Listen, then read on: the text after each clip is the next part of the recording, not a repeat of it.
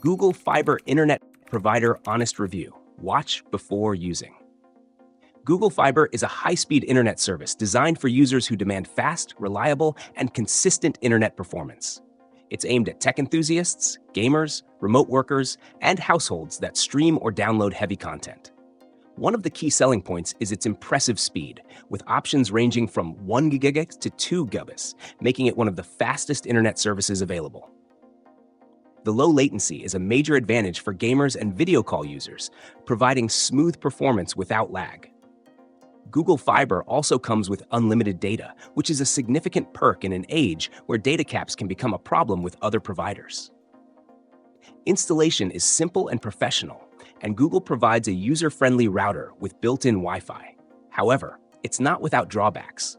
Google Fiber is currently only available in select cities, which limits its accessibility. The expansion has been slow, so if you don't live in one of these cities, it might not be an option. Another point to consider is pricing.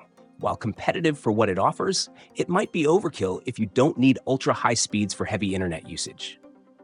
Customer service is generally positive, but there have been reports of delayed responses or troubleshooting issues.